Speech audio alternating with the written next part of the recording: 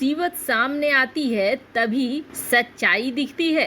जहां भारत ने एक बड़ा इतिहास रच दिया तो वहीं दूसरी तरफ अफगानिस्तान में चीन को मिली है सबसे बड़ी हार। तो वहीं ये तो एक नंबर का चमचा निकला, वो भी अमेरिका का। जानेंगे इन खबरों को विस्तार से। भारत सरकार की नई नीतियों का कई लोग विरोध करते आए हैं। जनता में बिल्कुल बवाल सा मचाने की कोशिश की गई कुछ लोगों के द्वारा, लेकिन अब सारी चीजें दिख रही है एक के बाद एक की इस कानून की सचमुच जरूरत है, इस परिवर्तन की सचमुच जरूरत थी भारत को। हम बात करते हैं दो प्रमुख चीजों की जिसको लेकर बहुत बवाल काटा गया। एक तो भारत का मेक इन इंडिया प्रोग्राम, जिसे शुरू करते ही कई दलों के नेताओं ने तो मजाक बनाना शुरू कर दिया। अपने ही भारतीयों पर, अपने ही वैज्ञानिकों पर, अपने ही उद्योगपतियों पर भरोसा नहीं दिखलाया। तो वहीं दूसरी तरफ दूसरा कानून था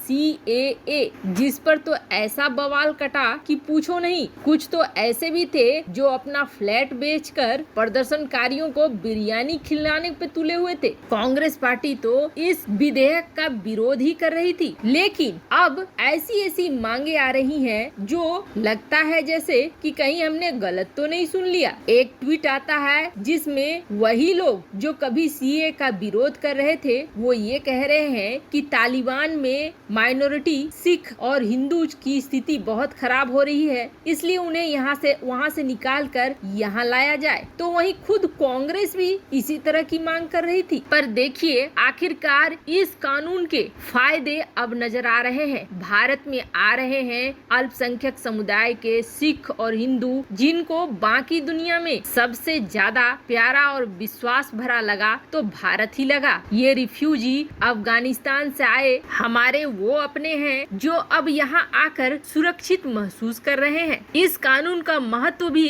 अब कई लोगों को समझ में आ गया होगा। वैसे कई लोगों की मांग ये रही है कि CAA में मुस्लिम समुदाय को भी जोड़ा जाए। तो आपको बता दें दुनिया भर में 60 मुस्लिम देश हैं, वो ऐसा कोई कानून क्यों नहीं लाते हैं। अफगानिस्तान से भाग रहे शरणार्थियों को शरण देने को कोई भी मिडिल ईस्ट का देश तैयार नहीं है। खुद पाकिस्तान ने भी बॉर्डर बंद कर लिए हैं। ये सब कुछ है एक लाइव एग्जाम्पल, जिसे देखकर ये जरूर समझ में आना चाहिए कि अब की सरकार अगर कोई नीति बना रही है तो उसके पीछे कोई बहुत बड़ी वजह है और भविष्य में उसके अच्छे परिणाम देखने को मिलेंगे। और अब वहीं दूसरा, जब भारत ने मेक इन इंडिया की बात रखी थी तो कई लोग हंस पड़े थे, पर इसका नतीजा देखिए, भारत ने बिल्कुल इतिहास को रच दिया है। दुनिया भर की जितनी भी कंपनियां हैं और जितने भी देश हैं वो एक होड़ में लगे रहते हैं, और वो होड़ है मैन्युफैक्चरिंग हब का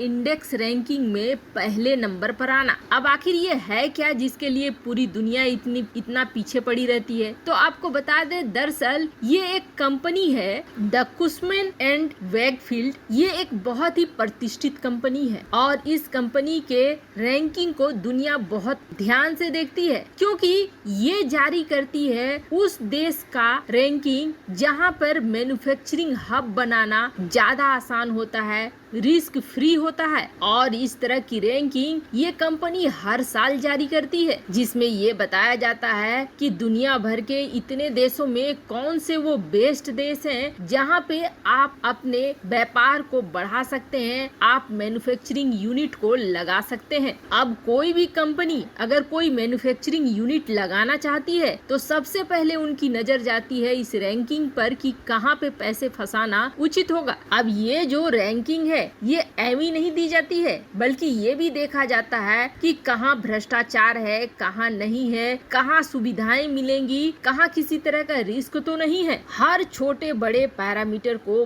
बहुत ही ध्यान में रखा जाता है, उसके बाद ये इंडेक्स तैयार की जाती है। और आपको ये जानकर बड़ा ही आश्चर्य होगा, एक सुखद आश्चर्य, कि भारत ने महाशक्तियों को इस इंडेक्स में हरा दिया है। और सबसे बड़ा आश्चर्य होगा ये जानकर कि भारत ने अमेरिका को पछाड़ दिया है। Germany, France, Vietnam, Indonesia, Japan, ये सारे देश पीछे चले गए हैं भारत के। नंबर 1 पे जहां चीन है, जिसे हटाना इस वक्त मुमकिन नहीं है, लेकिन वो समय भी आएगा जब चीन इस पायदान में हट चुका होगा और वहां भारत होगा। और इन सब सफलता के पीछे कौन है? तो वो है मेक इन इंडिया कार्यक्रम, जिसके तहत भारत सरकार ने इतनी तरह की इंसेंटिव और सुविधाएं दी है कि दुनिया भर की कंपनी अब यहाँ मैन्युफैक्चरिंग हब बनाने को तैयार है। और चीन के गिरते हुए साख से भारत को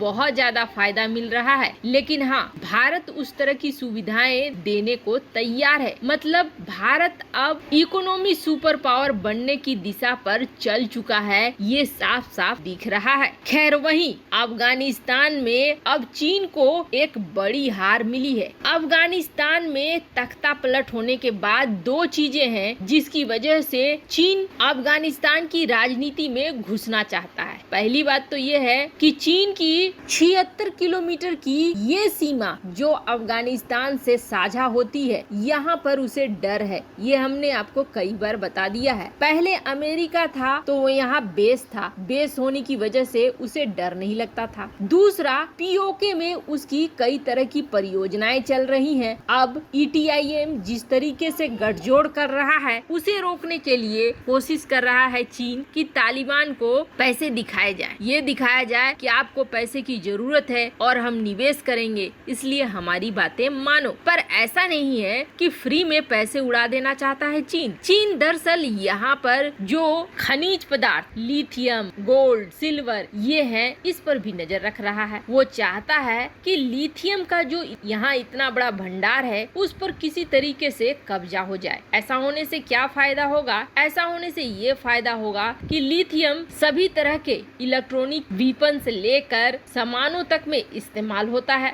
अगर किसी देश के पास लिथियम ज्यादा है तो वो बहुत तेजी से अपनी अर्थव्यवस्था को न सिर्फ संभाल सकता है बल्कि प्रॉफिट में बदल सकता है। चीन इस बात को बहुत अच्छे से जानता है, पर अब चीन के मंसूबों पर पानी फिर गया है, जिसकी तिलमिलाहट भी देखने को मिल रही है। ये आर्टिकल देख सकते हैं आप, जहां चीन ने ये कहा है तालिबान पे प्रतिबंध लगाने से कोई फायदा नहीं होने वाला है। लेकिन दरअसल वो अपने मन के डर को चुप कराने की कोशिश कर रहा है, क्योंकि G7 के देश अब ये प्लान कर रहे हैं कि अफगानिस्तान में प्रतिबंध लगाए जाएं। अफगानिस्तान में प्रतिबंध लगने से अब यहाँ से अगर लिथियम उत्पादन कर भी लेता है चीन, तो वो किसी भी देश में बिकेंगे नहीं। मतलब चीन जो सोच रहा है वो फायदा वहाँ अफगानिस्तान में होने वाला है नहीं। तो वहीं दूसरी तरफ उइगर मुसलमानों के मामले को लेकर तालिबान के अंदर कहीं न कहीं गुस्सा है, जो बहुत जल्दी झलकेगा। वैसे आपको क्या लगता है, क्या अफगानिस्तान के ऊपर प्रतिबंध लगने चाहिए? कमेंट कर अपनी राय जरूर बताएं। जल्द मिलते हैं अगले वीडियो में नई खबर के साथ।